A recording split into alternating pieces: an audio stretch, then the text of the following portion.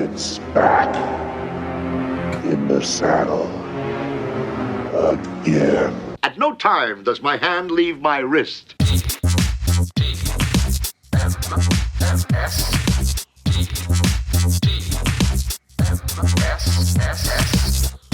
I'll gladly pay you Tuesday for a hamburger today. This is the morning stream.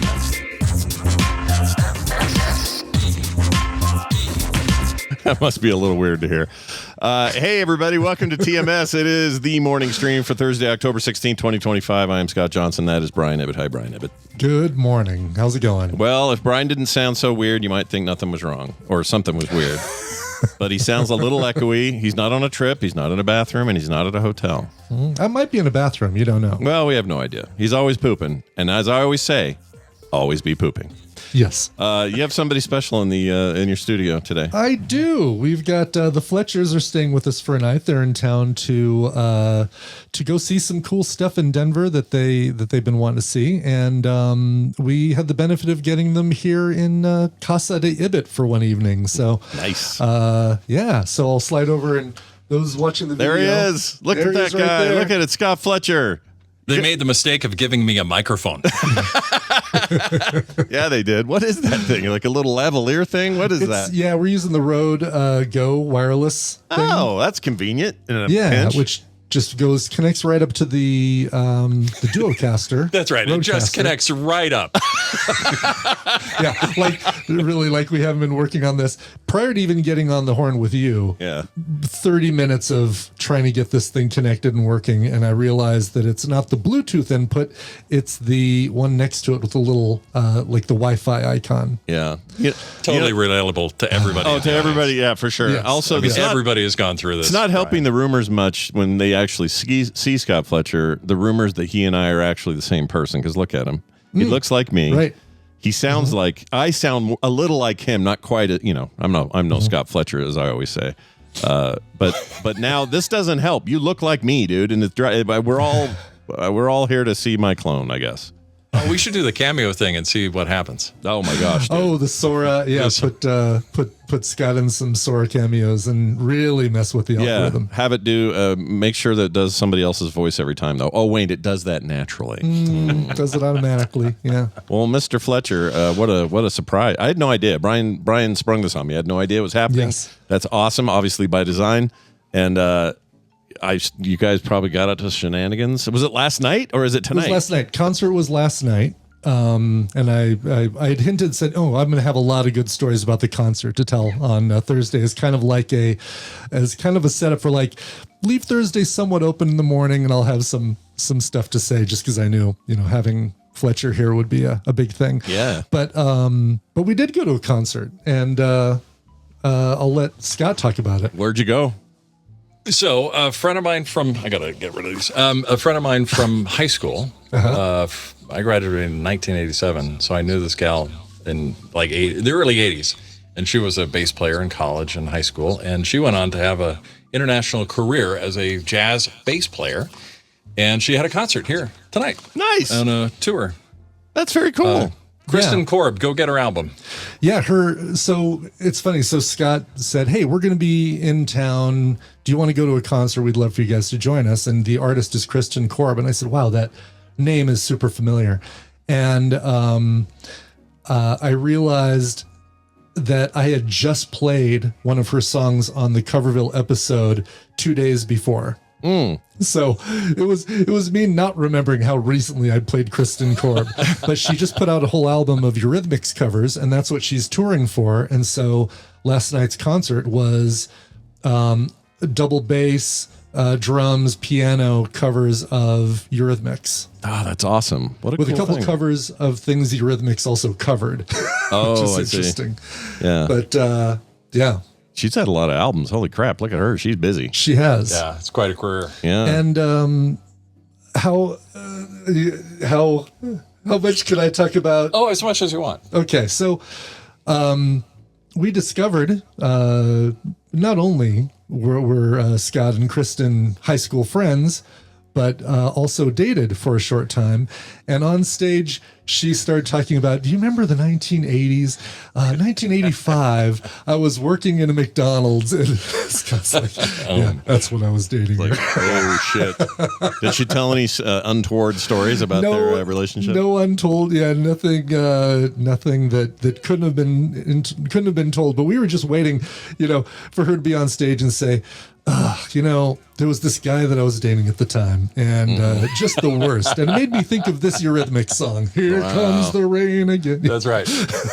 She married a guy he's a Dane named Morton Stove. That's awesome. Yeah. What a cool name. That's when you get your salt in the stove. It's a Morton stove. Yeah. Hell yeah, dude. She's now she lives in Denmark mostly, but then tours. Right. Is that the deal? Right. Okay. Right. Yeah. And I think she she's does, coming through Salt Lake, right? Did she say Salt Lake is one of the stops on this tour? Ooh, I wouldn't mind I don't seeing remember this. Salt Lake, but she did Montana. She goes to everywhere she likes. Yeah. Billings, she did Chicago Minnesota, somewhere in Minnesota. Check her remember the websites. Probably Northfield or North. Probably got some Brooke? tour dates here. Let's see. The wait is over. She is on her way. Okay, I'll look around, but that's cool. And she does a wait bunch is of over. college towns because she does bass jazz clinics and stuff at the colleges and the universities. Very cool. If there's a university there, she's probably played. Yeah. Well, there are many, so she probably has or will. I'll have to look it up, but that's great, dude. Give us some dirt, though. You got any dirt on her? I have no stories that I couldn't tell right now. Yeah. I gotcha. She's a sweetheart, talent, and goodness. Yeah, sure. If she wasn't an extremely talented musician, she gives off kind of a realtor vibe. Maybe it was the outfit, but she. She looks like You she's. see her- What's it going to take to get you into this condo? Kind of look. Right, exactly. Like the bus bench with her face on it. Call me for a great deal on a new condo or whatever. Yeah. But What's interesting is Very professional. To some Very much. people, the people you knew in high school, like our teen years or whatever. Sometimes when one of them goes on to something kind of rad, it's a weird feeling of like, ooh, I knew them once, and look at them now, and whatever. And I always wonder, to somebody out there, someplace, that we are that to them. Somebody went to high school in Arvada High with Brian, and is now like, where'd Ibbott end up? And now he's like, whoa, look at all the shit he's up to in these podcasts and everything. That's crazy. That probably happens to us because there's nobody in our high school that I can think of, my high school. mine either. That went on to something bigger and better. Yeah, which is a sad thing to say, right? And we'll clarify. I mean, they've gone on to probably something that's bigger and better, but nothing that we're aware of that's as public. Yeah, as what nothing we is do. public. Yeah, Exactly. There's probably some There are comptrollers police and- reports. Oh, guaranteed. Several people who probably own their own business and are doing very, very well and do great things, but aren't But terrible things. Yeah. right. Don't have hundreds and thousands of hours on the internet of BS like this. Yeah, there's probably, I could go look it up. I know that Wikipedia has like famous people from certain high schools, and you can find out, but it's usually like sports, business, and that's it. Right. Right. But then once in a while, someone will go, "Hey, Scott Johnson, you're that guy from my high school." Happens really rare. So here, I think this is the biggest example. Scott Fletcher and his old girlfriend, Kristen Korb. She's going to love being referred to as that. Yeah. Yeah, forget about. And you had a real thing with the K names. You really liked the K girls. Kristen, you ended up with a Christine. Yeah, but she's a CH. Oh, I didn't know It's the that. K sound. It's still a K sound, right? It's the Damn it. Yeah. I've It's emailed her before with the K, and I feel bad. Just now. remember, it's Christ with a Y. Oh, I like Actually, that. it's INE. You know, Yeah. she famously said something on our show. I'd like to play it now, if I can find it. Here it is. Shitoutaluck.com. Shitoutaluck.com. One of the Hey great guys, stay away. quotes. She's all mine. Yeah, she's all yours. That's Forget right. it. She's taken. All right, damn it. That's right. Well, tell me what you guys got up to. Anything wackadoo? So Scott also went to Meow Wolf yesterday, and you've got Oh, true story. you've got a little story about the gift shop. I think a lot of people in the audience, I'm going to talk, and you let me know if someone Okay. needs to interrupt me. We've been to the Las Vegas Meow Wolf, and we've gone as groups as part of the people who went to the TMS Vegas, and people who know that it's kind of a mind-bending, mind-blowing series of art installations and rooms that are themed and whatnot. So we did that, and it was exactly what we expected, sensory overload to the max. So we decided it was time to go. So we went through the gift shop. And the gift shop in Vegas has a bunch of weird themed odd products, like boxes of detergent that are 10% antimatter and stuff like that. So I was expecting a bunch of odd gifts, and we found some. There were T-shirts and branded hats and whatnot, and then there was a pickle-shaped flask that you could put whiskey in and carry around and stuff. Sure. And then I came across this pet bandana in a box that I thought, wow, that's really out there. You're going to buy a bandana to have as a pet. That's crazy. And then just a couple beats later, I realized it, and I said out loud to my wife, you'll never guess what I just thought. I thought this bandana was some sort of pet, like a pet rock. But no, it's in fact a bandana for your pet to wear. Right. Buy yourself a new pet bandana. Feed it, love it, care for it, and like a little Tamogachi for your neck or something. Well, you can't blame yourself because you're in a place where everything's weird. So why wouldn't that level of weird happen to the pet bandana? So I understand. And it seems like something that Meow Wolf would sell is a pet bandana and a pet scarf and a pet dungaree. Yeah. A single pet sock. Yeah. And it would be questionable whether or not they meant as a pet or to put on your pet. So I'm with you, man. I would have said that. But once again, proof that Christine, now that I know she's a C, it doesn't quite work. But the two Ks in our life, as I was gonna say, Kim does the same thing. She's like, no, I think that's for a dog. And I'd go, oh, okay. Proving once again that the women in my life have always had to put up with a lot. Yeah. How do they do it, really, honestly? Angels. Yeah. Every single one of them. They're all sweethearts. That's true. At least you didn't use it think of it as a verb, like, oh, I'm supposed to pet the bandana. It's an action toy. Yes. Yeah, they'll kick you out for shit like that. It's an order. Pet bandana. now. That's great. Brian, you've talked about that installation before. It's different than the one in Vegas, though, right? It is. Yeah. All the different Meow Wolves are different. Meow Wolves, I guess. Meows Wolf. Meows Wolf. AirPods Pro. Meows Wolf. Each one is a completely different story and a completely different layout and design and inside. Still all the same whacked out kookiness. Sure. But the long hallways of terracotta death masks and LEDs, and then flowers that have gaping maws on them. It makes you kind of want to. It makes you want to go to all. It makes you want to catch them all. Go to all the Meow Wolves and just see. Well, guess what? This is what Mr. Fletcher is doing. He's going to each and every one of them. Yeah. Really? That's awesome. Yeah. Are you? Have you done Santa Fe yet? I've done 2 now. So Las Vegas and here. Oh, okay. So this is number 2. We're at the beginning of your list. Yeah. The very, very, almost okay. very. What is the upper limit on this? I don't know how many there are. 7. Okay. Maybe? A few in Texas. 2 in Texas now. Seattle's getting one, I think. Is that right? Oh, gosh. Or Portland? Maybe Portland. Ooh, that'd be cool. This is a Sisyphean feat. I mean, if you can handle the war zone in Portland, you'll be fine. Right. Yes. Hold on a second. So I didn't realize there were that many. That's crazy. And they're all different. None of them are the same. They're all totally different. Wow. And they all use local artists. So each one gets a different influence. There's a lot of indigenous people, Native American influence on the one here. And I think in the one in Santa Fe as well has that. But two very different styles. The one in Santa Fe is a house in the middle of a bowling alley, and the rooms you can warp from one room to another, like a Mario Zone or something. That's cool. This one is more like it's the terminal that takes you to all the other dimensions. Like a hub. Right. Then you pass through the interface between the dimensions, and that's what you're seeing as the art. Yes. It is bonkers. Right. That's awesome, man. And then Omega Mart, of course, in Vegas is like shopping capitalism from hell or whatever that. So they don't all do the store part.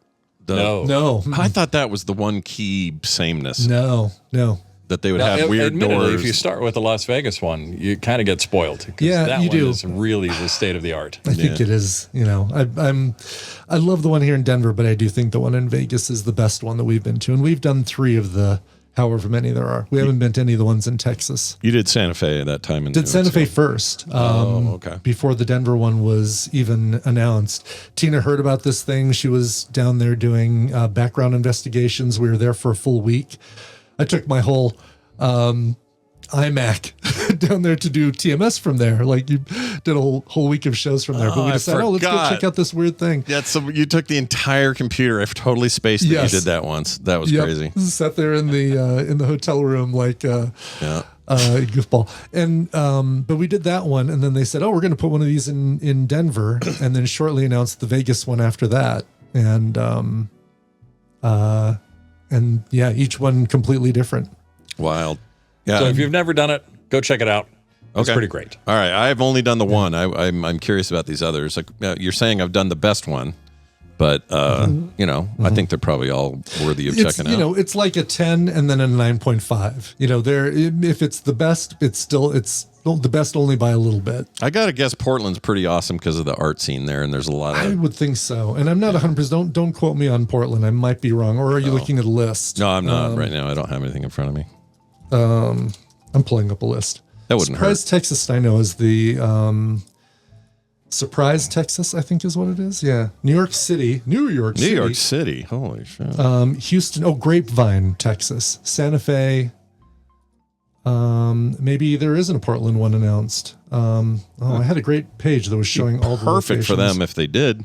Yeah. Austin would be. That's why I was surprised when they said Texas, that it wasn't automatically Austin. Yeah. Austin's your art town, your fart town. So watch out, Justin Robert Young. We're coming down to see you. That's right. Be prepared. Get knocked 2 off our list. That's right. Los Angeles, Houston. Grapevine must be close to Austin. No, Dallas, Fort Worth area. Oh, the worst airport in the country. Fantastic. Let's go there. Right. Yeah. Denver, Santa Fe, Las Vegas. That's it. Okay, so no Portland. I was wrong about Portland. Well, maybe you're predicting the future. Seems like they should go. It seems like it's a lock, right? It feels like it's all the. Maybe it's already too weird there. Maybe they don't need an art installation to show everybody how good it is. That walk city, down the street. Yeah, that city is an art installation. So you're in it the whole time you're there. Well, that's fantastic. Anything else? Any other debauchery you wanted to mention? No, but I'll have stuff to talk about on Monday because we're taking the Fletchers have invited us to join them to go to Casa Bonita Friday night. Yes. Christine thinks she may have gone when she was a kid, back in the mid to late 70s. She seems to remember going there. Oh wow! So we expect. To unlock all the core memories when they were formed, and for her to just evolve into a puddle of She's mess. Gonna start crying. Right the there. chicken was a baby. Yeah. At some point. Yeah. That's great though. You guys are getting to go there. Did you? I guess you reserved it forever ago, Fletcher. You had a whole. It was about 3 months ago. Yeah. Okay. Nice. So, well, Brian, you're getting this is what's great about Brian living there is anytime anybody comes to town and they've got extra seats, they're like, hey, Brian, let's go to. Totally. Yeah. Yeah. We went with the Nunnallys a couple months ago. Somebody else came to town. I think we did it with when they went. So, you know what? Every time, if you go with somebody who's never been there or hasn't been there in years, it's almost like you're going for the first time again because you're seeing it, you're experiencing it through their eyes. So that's great. I think that's awesome. Tina and I won't go, we won't say, let's go to Casa Bonita on our own. That won't happen. No. But when somebody comes to town who's never been, we'll absolutely take them. Yeah, you're there more often than Trey Parker at this point, is what I think. Yes, pretty much. I think so for sure. Yeah. That's great. So Brian can just expect a lot of, oh my God, look at that. Yeah. Look at that. Oh, that's so cool. The thing, what. Yeah. Yeah. All night. Yeah, he's going to love it. It'll be his favorite trip there. I got a question for both of you as parents. You're both parents, right? Sure. We all raised our kids, and now they're off trying to figure their own shit out. Last night, I played a video game online where I swore a lot because it was difficult and a little scary. And then I put up a little supercut of the thing later. It's for a game called Superliminal. And really cool game. Highly recommend it. But I put up this short, 2.5 minute little supercut of all the freak out moments. And my daughter sends me a text this morning. She says, the kids, she has 2 kids, one's 6, 1, 2. Wait, 3, sorry. 6 and 3. And says, the kids watched your Superliminal TikTok this morning, and now they both won't stop saying shit cakes. So I said, I wrote back, I said, crap, sorry about that. because I don't want to be the one that's teaching them what swears to use or whatever, get them in trouble at school or whatever. But And if you're going to use one, that's the one you should use. oh, I agree. Yeah, shit cakes. Can you imagine a 6-year-old in class going, shit cakes? Shit cakes. I got the answer wrong, teacher. The teacher will actually enjoy that more than they'll hate it. Yeah. They'll love it, actually. Yeah. What I like about this, though, is her reply to me after I did that was this. She says, all good, smiley face, crying smiley face, which I think is laughing. Anyway, I just told Van to not say it at school, and then he looked at me and said, quote, can I say it at home if I get scared by something? And I told him it was okay. Oh, that's kind of sweet, right? That's kind of good. a good way to do it. That's So, yeah, if anyone is Probably how around... it started for you, right? Is that you all of a sudden thought of shit cakes and then said, but I'm only going to use it if I'm really scared by something. Yeah. And then... I can't and think then of all the superliminals came at you or whatever it happens in that game. And other than telling you this story, I don't think I've ever in my life used the term shit cake outside of being scared in a video game. really, So, yeah, dropping a glass on the floor, shit cakes. My go-to is Mr. Poopy Butthole. Seems like a lot. It is. It is a lot, but It's does a that lot. maybe that You often helps? lose energy halfway through it. That's the idea, right? Then you're not as mad. Yeah. Mr. Yeah. Poopy Butthole, by the time you're done with that, you're like, well, I guess I got to clean this up. It's now. out of my system now. Yeah, At least it's a mister. At least, you're respectful. that's true. Well, that's fantastic. I'm a little jealous that we can't all three be hanging out. I guess we'll get to do that Oh, next I know. year. But nice surprise. I had no idea this was coming Yeah. up today. It's very This nice. is fun. It was hard. It was hard keeping from because I just wanted to tell you and say, oh, I guess who's staying with us. But You did a bang up job. I had zero knowledge. Not even like, hey, what's he mean when he says I'll have stories about the concert tomorrow? What is he? I didn't have any of these feelings of like, yeah, something's- no, that was vague enough that you wouldn't immediately think, oh, Brian's got stories about a concert. Somebody from the Frog Pants All Stars must be coming to to stay with Yeah. him. And I'm telling Well, you, I'm yeah, go ahead. I'm excited to see the show live. I'm going to go hop back in my soundboard. All right, sounds and you good. guys do your show. And when it's time for me to, say shit or teeth. Or Yeah, whatever you want. Yes. Give me the high sign. I might mute you just for. Oh, yeah, do. Okay. And for echo, Just so we and don't then, get this weird echo thing. And Yeah, then I'll. then you can see, unecho this it. sounds really good on its own. Hey. I figured out that I dialed in the settings on that Rodecaster pretty well. about So that, as long as I'm Scott not Johnson? using both. I actually thought he was on another dupe like your mic. It sounded that good. Yeah. So Yeah. Fletcher always sounds good. Whatever. So really, with that and my wireless headphones, I could do the show from anywhere in the house. Yeah. Bathroom. Toilet, yeah, exactly. Coming soon. Toilet morning stream. Yep. Toilet time with Brian Ibbett. It's kind of redundant. What Patreon level is that? That is the $20 a month? $20 front a to month. back. It's the front to back level. Yeah, that kind of encompasses the entire tier system in there, the Yeah, front to back. right, front But to always back. go front to back. All right. Don't You get everything front to back. Don't go back to front though, because then And for the upper decker level, Yes, don't make me want to rename these tiers. These are good. These are gold. These are strong choices. All right. Well, what we'll do is we'll crank through a quick news story, and then Wendi will be here.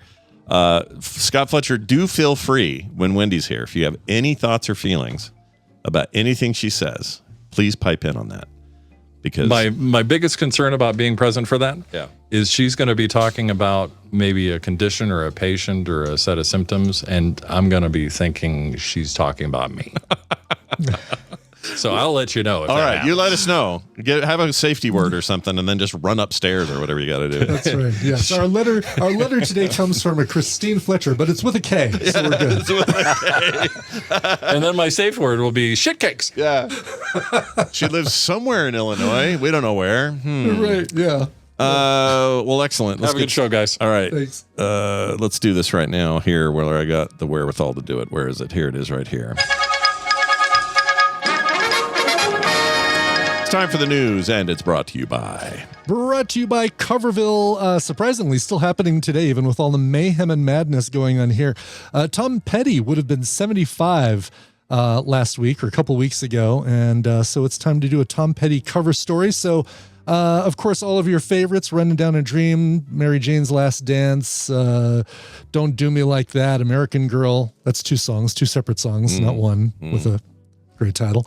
All of this coming up at some point after the show today. May not be right away, but it'll be some point after TMS ends. And just follow me on twitch.tv/Coverville and you'll get notified when I go live and you'll listen. And, Sounds good. Enjoy. Yeah, you'll like it. You'll have music in your life. That's right. That's all you can ask for.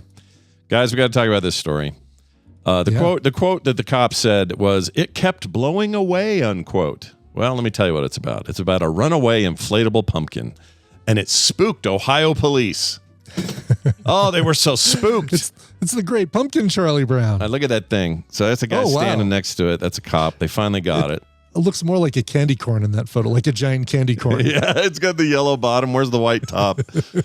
So this thing, I'll give you the story. Police in Northeast Ohio went in pursuit of a runaway inflatable pumpkin after receiving calls of a large orange inflatable object on the run. Body camera footage from the Parma Heights Police Department, which is what we're looking at right now, shows the inflatable pumpkin rolling down the street. It's very difficult to grasp, they say. I love the term grasp. Big fan. Grasp the pumpkin. Yeah, always grasp your pumpkin. With both hands. That's right. Officers eventually stopped and detained the inflatable pumpkin on Tuesday. Stopped and detained it.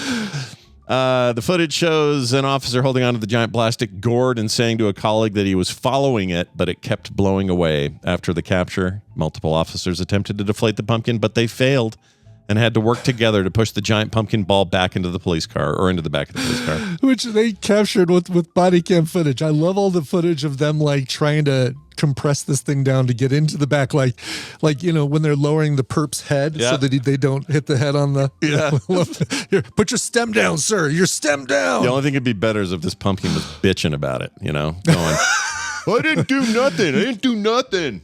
You can't hold me. Is it a crime to have a Chinese succulent Chinese meal? Gourd lives matter. I miss that guy. He died. Yes, I know you did. Are you prepared for my limp stem? Yeah, I miss that guy. I don't know why I miss him, but I do. Yeah. Guys, it's time for us to do a little bit of the old helperoonie. That's what we call it here, and we're going to play this for it. Sorry, Wendi. You all right? Hello, Wendi. Are you all right? Are you there? I'm all right. Oh, good. Hey, warning while you're here. Scott Fletcher is also in studio. He's not currently speaking. Oh, there he is. Did you hear that? Hello, Scott. Yeah. Great to hear your voice. It was a surprise because he's actually in Brian's studio. It's in my basement. Didn't know about it. So I'm letting you know so that anything you want to say to make Scott Fletcher feel like what you're talking about is about him, please feel free. I can add him to the how's this feel, Scott? Yeah, feel? exactly. Okay. Look who it is. We don't everybody. have nearly enough time to work through all that. These multiple sessions required. My sister Wendi comes on Thursdays, and we talk about the goings-on in the world of mental health. She is an actual mental health professional and slums it with us once a week to talk more about how to help you guys. And this week is a little weird because we don't normally do it back-to-back like this, but the person we talked about last week, moving to Korea, disaffected with America, all those issues, wrote back. They've been there now for 3 weeks, and it was an older email. That's why 3 weeks has passed in a week for us. We're not time lords or anything, but he wrote back in and had a pretty good reply or a pretty good follow up. Wendy said, "Let's start with that this week." So we're gonna. All right, here it goes. It's cool. Yeah. Dear Soju, Busan, and Wendy. I guess I know where Busan is, but I'm not sure where Soju is. Is that a city in Korea? Well, I just know if Soju is it's an alcohol. It's kind of like Korean sake. Oh, that's probably what it is then. It's their spirit. It's very good too. A lot of different flavors. It says, sorry, the Korean language doesn't have a W, so I couldn't come up with a full name for Wendy. That's interesting. A fun name for Wendy. Or fun, sorry. What? Yeah. Why? There's no W? There's no W in the Korean language, apparently. No translation for it, I guess. How do they say, what? What? Or, where is my slave labor animation studio? Anyway. I don't know if they do that in Korea anymore. Things have changed. Anyway, I think they're all in Vietnam now. I sincerely appreciate you talking about my email. As requested, here's an update. I've now been living in Korea for 3 weeks. I've begun teaching, forming friendships, and settling into my new surroundings. I'm learning Korean, but I still have a long way to go before I am conversational. So as you can imagine, there are daily challenges. Each challenge, however, is usually followed by a sense of accomplishment as I learn to navigate my environment. I'm living in Seoul and have found a sense of peace after moving away from the tense environment I was in before. Admittedly, I have stopped consuming U.S. news, which I'm sure has had a calming effect. I've also taken Wendy's advice and followed her plan to grieve the loss and shift of identity as I adjust to my new life in a country I intend to call home. I'm not sure I've ever accepted that this is I'm not sure I have fully accepted that this is my new home. It's taking time to process, but I'm enjoying the safety, food, and culture while building a daily routine that supports the life I want to create. I know I'm still in the honeymoon phase and that homesickness will eventually set in, but I'm confident I'll work through it. Thank you again for the advice, laughter, and comfort. Having familiar voices to start my mornings and sometimes evenings when I'm feeling homesick means a lot. Once I figure out the postal system here, I'll send a box of Korean snacks for you guys to try. Ooh. Let me know if there's anything specific you'd like. Best wishes, RK. Best witches. It's the month of best Halloween. Witches. Yes. We don't only the best witches. Just to answer that question, though, I don't think you and I would have any preference. Like, no, whatever you think is good. Anything that looks tasty. Don't get if it's like, Squid Scrotum or something like that. But if you see something that's like, oh, this would be really tasty, I'll send it to Scott and Brian. Oh, yeah. Here, sir, unmute you. If it starts with a W, it's not from a Korea. Don't be fooled. Right. Yeah. Yes. The Squid Scrotum. No, we're good. We're safe. Nope, we're good. No W in Squid Scrotum. Right. Still don't send that, though. I'm still not sure squids have scrotums, but I like the idea. Wendy. So squids are scrotums. We have, you know what I'm, okay, so Wendy, I just want to tell you one thing I noticed about this follow-up. There's a lot of anticipating. I know I'll see some homesickness, but I'm prepared. I know I'll get through it. I am very optimistic. Yeah, it's optimistic, but there's this sense that I know some of the hard's coming still. And that's interesting, right? Because when you go somewhere and maybe it was a smoother transition for him than maybe he even expected, there's going to be this feeling of like, when's the other shoe going to drop kind of feeling. And I'm just getting that vibe here, and I could be wrong about that. But anyway, where do you want to go with RK's follow-up? Well, that's interesting because I was thinking about how, we have I shared the cognitive bias codex with you guys last time, right? Mm-hmm. And I'm sure it's on there. I couldn't find it specifically, but that cool brain diagram with all the lines running around it. Yeah, that's so cool. Yeah, the illusion bias. There's a couple different biases where our perception of time and future happiness are really inaccurate. So we will, if I asked all of you, let's do it. Let's do it with just Scott. All right. The real Scott, not my brother Scott, the other Scott. The other Scott, the real Scott. Because I pick on you two. I pick on you two all the time. So I have a victim. You have a whole new guinea pig. So let me actually start with him. So Scott, tell me something you're really looking forward to. It could be anything, and you can lie about it if you don't want to say the truth.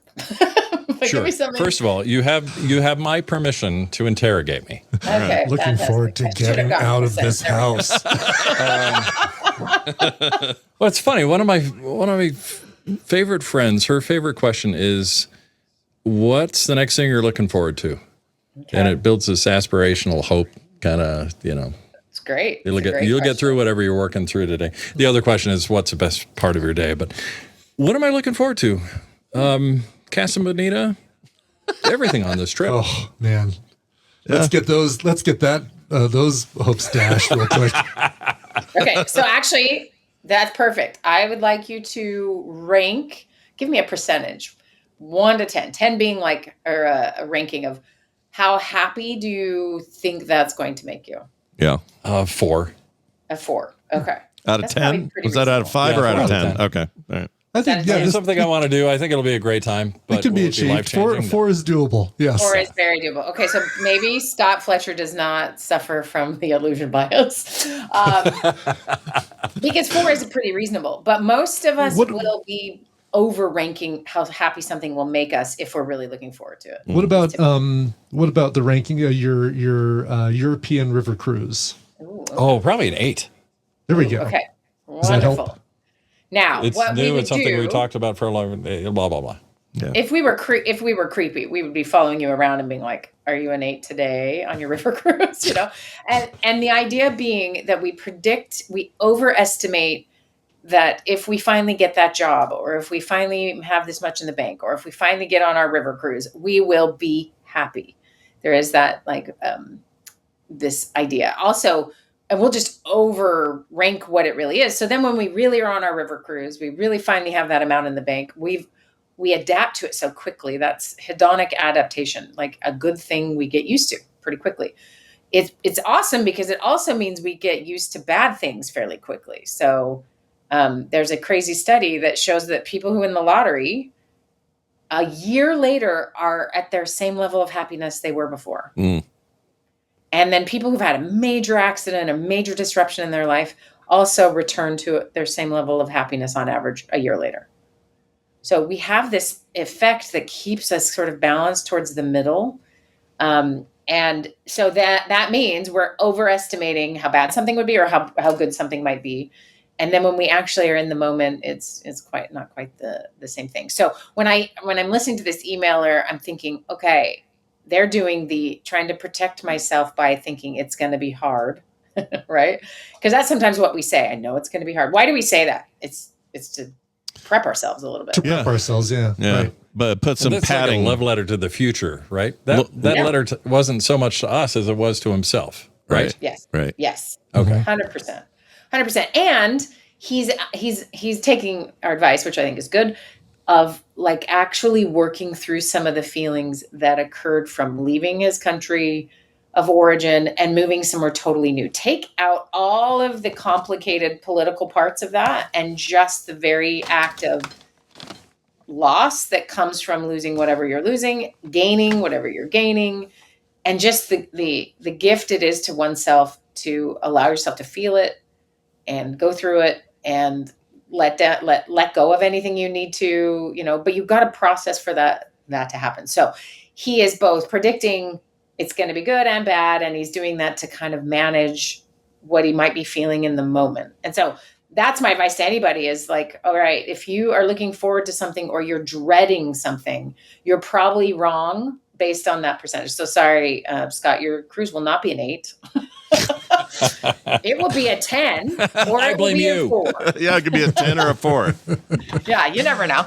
And the way to make it actually really good is in the moment of it, be very present, right? That's the actual antidote to any of this is wherever you are, be actually there. And that raises the enjoyment level, the sort of nostalgia that you will have about it later. Like you really are present and remembering it and there, right? So this guy is learning a language every day. He is practicing. He's getting accustomed to this new culture. He's falling in love with all the best parts of it. He doesn't know all the parts of it yet. Mm-hmm. You don't find those out till you're understand the language and the culture better, and you are adapted, right? And once you've adapted, then maybe real life is more real life. But that processing in between is really and the adaptation process is the part that you are kind of real time dreading, or not dreading, but like preparing for in both negative and positive. And I find I do this all the time with expectations, and I'm so wildly off with what ends up being the case. So this is something I really struggle with. If I'm looking forward to something, I'm either looking way too forward to it, and it's a little disappointing when I get there, or I'm way undershooting. And most of the time, if I'm honest, it's that I'm underselling what's going to be good and saying, well, that's going to be a 3 at best, and then I'll come out with an 8 or a 9. That's good though, because it is good, but I hate how wide it swings. It's just so like, Scott, have more reasonable expectations for something being better than average. You know what I mean? Sure. I don't know. Yeah. So I tend to stop having a cognitive bias that everyone has. Is that what you're saying? Well, but that was what I was getting at. There are levels of this. Some people are going to swing way further away from the truth than some. So if I was anticipating something at a 7 or dreading it at a 7, and I landed at a 6 or 8, that makes it seem like I'm better at predicting my life than it is with the wild ones. Let's ask Scott and Brian. How are you? Do you guys find you're fairly closer to the numbers of things? I'll let you go first. Oh, because unmuted me. I think I've always been as pragmatic as I am right now, but I've gotten better at it. What I am coming to find, though, is I'm so much like Scott Johnson that I'm not sure there's not some shenanigans going on in our history. Like Bill Burr and the Smashing Pumpkins guy finding out they're brothers. Yeah, it is a little like that. We're not quite sure how to react. So my average expectation level is super low. I mean, it could be the most fantastic thing in the world, but I'll find a way to talk myself down from being excited about it. And I don't know why. And it's fine. I don't talk about it to people, so it doesn't bother anybody except me. Yeah. Well, Do you want me to figure it out for you right now? do it. Yeah, please. Okay. So I'm just pretending I actually have therapeutic consent from you. But if someone said that to me in my office, it would just be like, I always downplay or sort of create a negative scenario or soften the happiness potential because I don't want to, I'd say, all right, is it you don't want to be disappointed? That kind of thing, right? Mm-hmm. You're just trying to brace yourself, maybe not overextend yourself. So you don't have to say this out loud, but if you think back to just throughout your life, maybe childhood, is that resonate for all of time, or is that a newer thing, do you think? Yeah, that's going to take more time than we have. I can't remember that cornerstone core memory thing that caused me to switch a gosh darn pessimist. Yeah. But I am.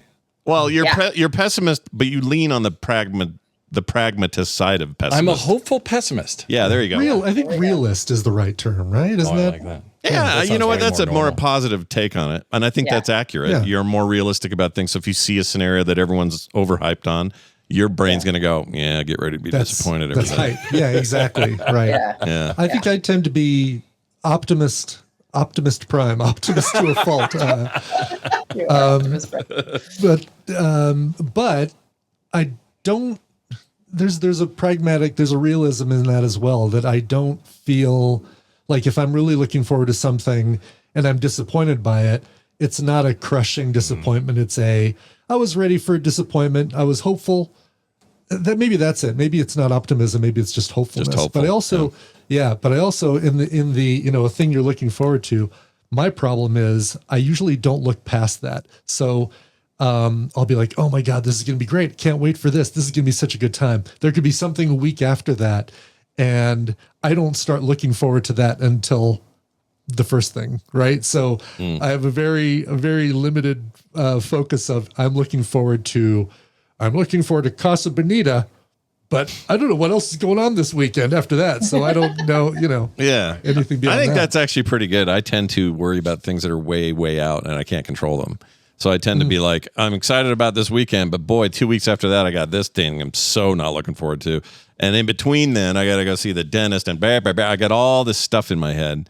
I wish I could compartmentalize my tent poles, right? And go, well, Friday is this. You don't.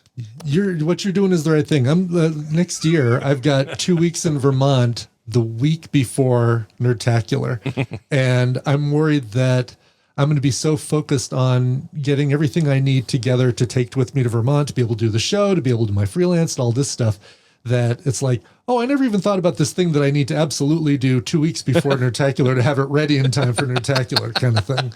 Right. It's, Brian, there's a I lot might of be that. in Vermont that exact same time. Oh, really?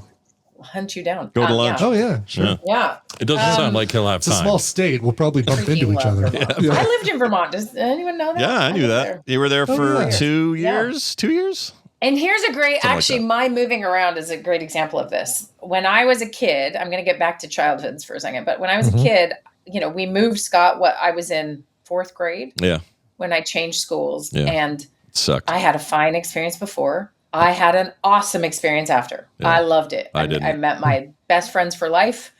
It only got better. And every time I move, I have that feeling like, well, it's going to just get better. And that's because I had that really, this is a positive example, right? Scott, you did not quite have I that. don't ever have that when I move. No. Mr. I've never moved out of the valley. Well, I mean, I haven't lived in a different state, but when I moved, like when we were kids, I think that actually scarred me a little bit when we moved and I was in 6th grade or whatever, which put me immediately in junior high. Yeah. Cause junior high was 6th grade in Union Middle. That was where you started. Oh, I see. Yeah. Okay. So it was weird because the other school district didn't do that. That was still, you were like the top end of the elementary pole there. But on this one, you were like the newbie at the junior high. And I found all that to Tough be age. wildly traumatic. Yes. I didn't like any and of that it. was All my that friends was were our gone. Yeah. first move, because my second move I was in 4th grade, because we're not 2 years apart. No, 6 years. But so. that was where it got better. So we have very different experiences with that young big change, pack up all your stuff thing, Mhm, right? mhm, mhm. And so we're just having different experiences as adults with that. And, you know, like we were talking about at the dinner table, once our last kid graduates, we asked the kids what they predicted we do. And every one of them like, oh, you're going to move in a heartbeat. Like, Yeah. oh, yeah, I guess this is obvious to you guys too. Yeah.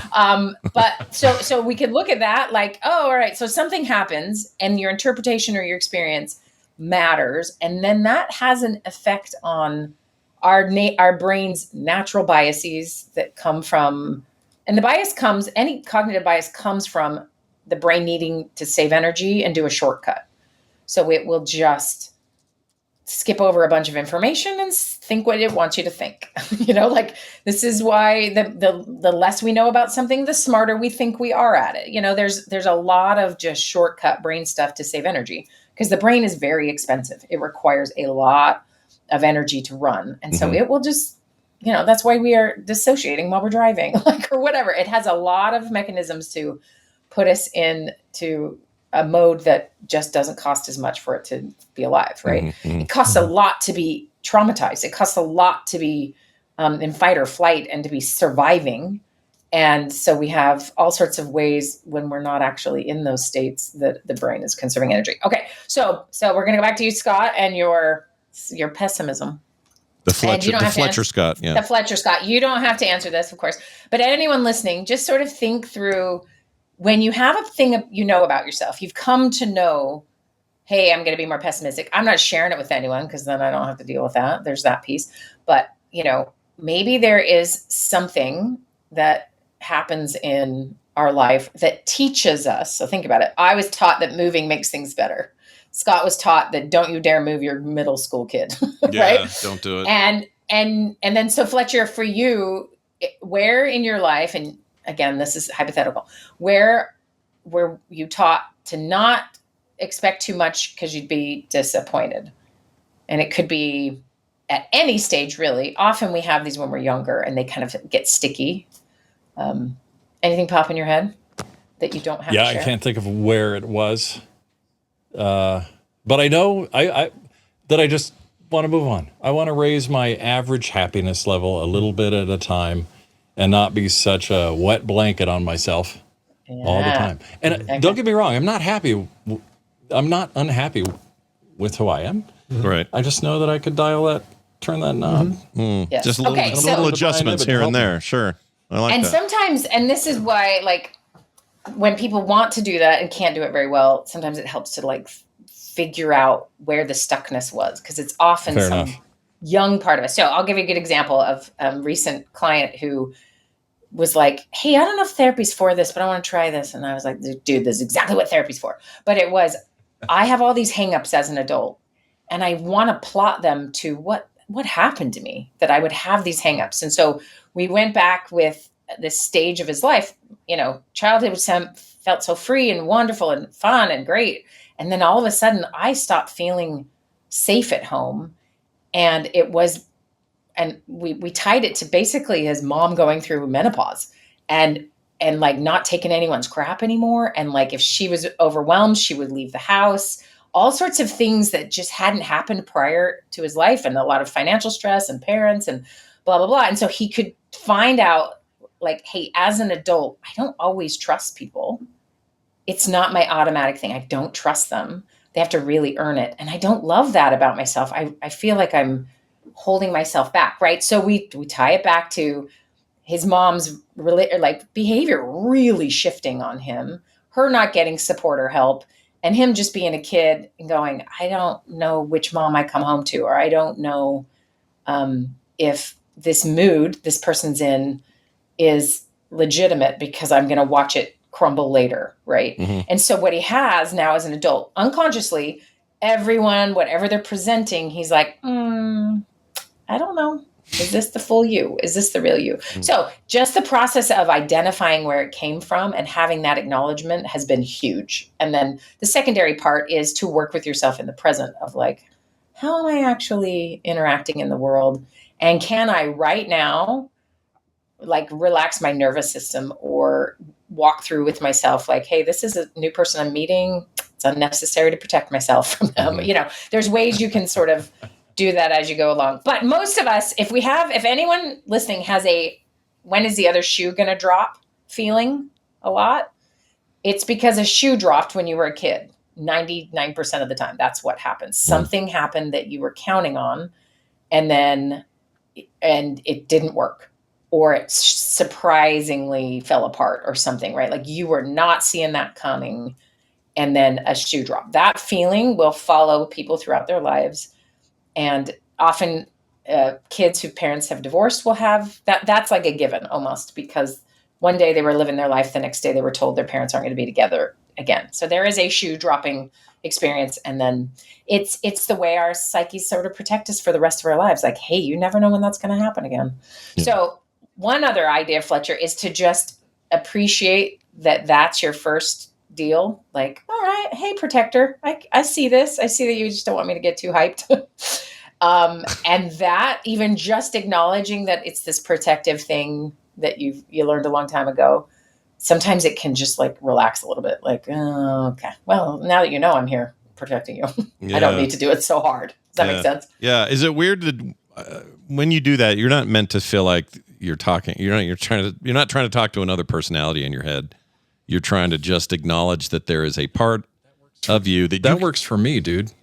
Yeah, don't tell him how to do it. Who was it? Kristen Wiig was in an interview this week, and she said when she has something she's got to figure out, she will talk to herself in the mirror because she can't lie to herself when she talks to herself. Oh, wild. She'll ask herself a question in the mirror, and then she'll have to answer it.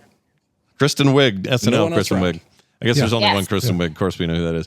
I mean, is this why you used to read out loud, Wendi, when you were a kid? You're always reading out loud. Does that have anything to do with that? No? I don't think so. Okay. No, but also, I heard that same interview. It was with Amy Poehler, right? It's Amy Poehler's podcast, I think. Yeah, it was great. And I love that, like, she is the funniest, weirdest human, Kristen Wiig is, and she's actually really quite shy. And I was like, I love that about her. There's like the juxtaposition to me always makes me just amazed at human beings. Like, you would not expect her to be shy. But that is a great example of, I mean, she hinted to how hard her parents' divorce was on her. Do you remember that? Mm-hmm. And so, of course, I'm cluing into that piece of it, but also this like self-awareness and work that she's had to do, you know. So her self-awareness is, I look in a mirror, I cannot lie to myself. How does one figure that out? Well, they try it. So, Scott, when you're saying, do you actually talk like you're talking to another person in your head? Yeah, some people need to. And then for others, that's not what it is. I don't have that necessarily. I have a very I see it as almost like a someone else I'm calming down. Like, oh, it's okay. And I'll put my hand on my heart a little bit. Like, I always get very activated in the Walmart. And it's mainly because I've witnessed a lot of abuse in there. And I have to, like, my inner poor kid who had to move, comes out in Walmart. And so I'm always like, oh, hi, honey, we're okay. We're okay. We're just getting cheap Halloween candy. And then I can leave, you know? And so it's knowing yourself. I think that's the real key. And so here we have this emailer who's like, knows him. I mean, he is going where the world is getting bigger for him, and he is growing and learning, and that matters to him. And like, he is on a path that resonates, and that's awesome. And he knows himself obviously enough. Most of us, where we lack in any of the knowing ourselves, is that we probably need to grieve or process something. Yeah. Kind of like, I need to cry and you don't know why, and it just starts coming out. That means you probably haven't been processing some other stuff that needs processing. So our bodies will eventually make us do it, or this stuff comes out sideways. So that's ultimately the thing. And I like that about the Kristen Wiig thing, is she had to have talked to herself in the mirror before at some point to know she couldn't lie to herself. Mm-hmm. And is the mirror basically your mirror self is basically your protector? Like when she's looking in the mirror, it's her protector she's talking to, and she's acknowledging. And or there's something about seeing herself, like, you know, she's an improviser and an actress, and like, you know, there's a lot of pretending in that job, in that world. And it might be that she just knows, I don't lie to my face or to myself. And maybe this is true for all of us. Have you guys tried it? I've never tried this. No, I want to try it. Looked in the mirror and I'm going to do it. I'm going to look in the mirror and go, you're not your hair isn't thinning. Let's see what he says. Yeah, I'm just gonna, look at him and ask him to change his ways. No, you really are pretty. I want you to put your finger up like this and all do the it. people like you. I'm gonna do it. I'm good enough? Are there other I'm smart rules? enough? Do you have to be naked or anything, or can you No, just? I think, and okay. Not if you want eye contact. Think about actual human communication, though. Really looking someone in the eye and lying straight to their face, right? That takes a special. It takes a lot of skill. Take it from me. Yeah. Right, but like I can say from my own experience with my children, every kid has to practice lying. They got to try it on, see if they can get away with something, and they all are terrible liars initially. And their signs, if you're paying attention, you're going to see them, and then they're lying, and then it's easier to parent. But that is, they're not looking you straight in the eye. There's some sociopathic maybe tendencies that could get away with that at a younger age, but for the most part, the vast majority of people cannot stare you in the eyeball without blinking or doing something weird in order to lie to you. And so if you're really staring yourself in the face, I think there's that.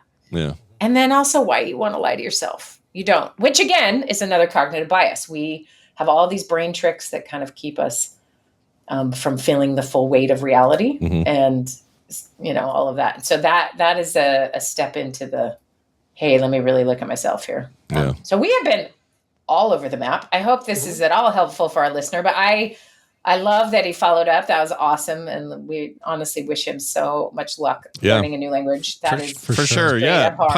Dingus again, like in 6 months or something. Just tell us how you're doing. You just call him a dingus? No, I said ding us again. Hey, Dingus, get with us in 6 months. Dingus again. Yeah, I want to. Words to him. We know how to say, I love you.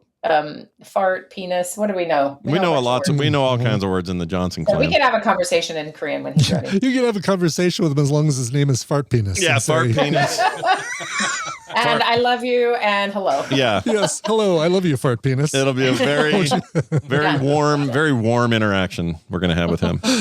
Well, that's awesome. I know you got an appointment coming up, so we're going to let you go. But real quick, tell people what's happening at knowbetteryou.com. Yeah. Well, it's too late. If you wanted to be happy, it's over. We started Monday, and we have our first live meeting tonight. We're very excited. Oh, yeah. 13th it began. You still have a register today button on the thing. I know. I've left it because I had a few stragglers. So if you really want to jump in now, I will absolutely let you in. By midnight, I'm cutting it off. But there's no guarantee of molecular happiness if you join this late. No. Yes. Yeah. Well, it's you might close. get granular, Really maybe granular happiness. You might get atomic happiness. Well, that's lower than molecular. Yes. It's going to be really fun. But yeah, please go if you want to find out what's new. And next year is going to be a whole series of good things. So we're going to get through the 2025, everyone. Let's just do this. We're going to do it. Hold hands, and we're all going to make it through. We're going to make it. It's going to be fine. All right. Have fun. It was great seeing you last week. Glad you're home, and I hope Elliot's not. When's surgery? Do we he had surgery Tuesday, actually, and they put a plate and 7 screws, which is a little much for a collarbone. Don't you think? It's a lot for a collarbone. But that's how janked it was. They were like, "Oh, this almost went through the skin." I was like barfing in my mouth. That's so nasty. Well, this all happened, by the way, while Wendi was here. It is a whole. Yeah, it happened Saturday. Yeah. His birthday was Monday, and all we did was go to doctor appointments. The poor thing. And then his surgery was Tuesday. And I am telling you, I am a good mother. I want everyone to just know I did not want him to go to school. Bro went to school all day Wednesday. He did. Wow. Because he had a test. Wow. He's like, I got a test. I'm like, you're on crack. Literally, you're on oxy. What are we doing? Yeah, this is some Elliot business, though. This is what he does. The kid's dedicated. He's a therapist. So anyway, all right. Anyway, have fun. All good. We'll see you next time. Good to talk to you, Fletcher. Bye. Nice to talk to you. Bye. Right, bye. See ya. See you, Wendi. Yeah, I forgot to tell you guys that story. He's on the football team, the high school football team, and he got tackled by this 300-pound kid.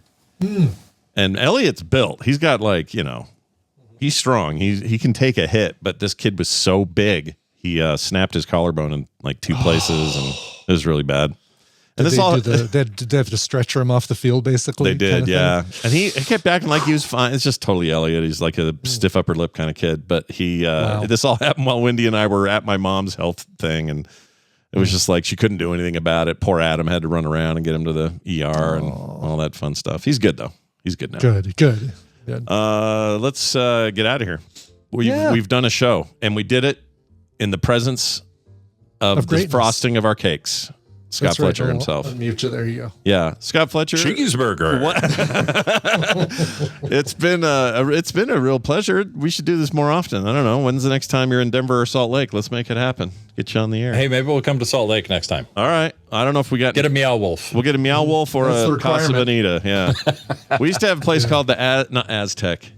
Shoot. That was the Aztec, wasn't it? It's something like that. Chat room. Maybe Kevin's in the chat, and I forgot. Mayan or something. Mayan. The Mayan. Oh, the Mayan. I hope it had some motorized cultural appropriation. 100%. And it had people diving into pools, just like I think it was based on Casa Bonita. Honestly, I think it was actually the same company, wasn't it? Might have been. And the whole thing went to poop and got shut down. But that's all I can give you right now. Ours went to poop and didn't get shut down. I just need some billionaire cartoonists to come into it. You need the Bluey folks to come in and revitalize the Mayan in Salt Lake. Yeah, I'd be into it. Well, that's going to do it for today's show. Don't forget frogpants.com/TMS. We will have a TMS PM tomorrow. We will have, TMS PM. I'm sorry, did I call it PM? TMS Friday.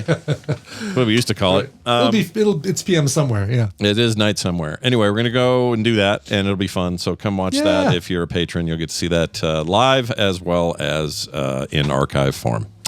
Brian, let's play a song. Do you have something? Yes, I do. This one is going out to Jen, who says, "Hi, Skittles and Bubblegum." I'm going to mute this mic. Sorry, Scott. You can't talk for a second. Hi, Skittles and Bubblegum. I don't have a special reason for this request, so any time would be great. The lead singer of Marianas Trench did a great cover of Defying Gravity, and I'd like to hear that, please. It's never too early for a fish sandwich. Signed, Jen. Oh, well then, let's see if that's true.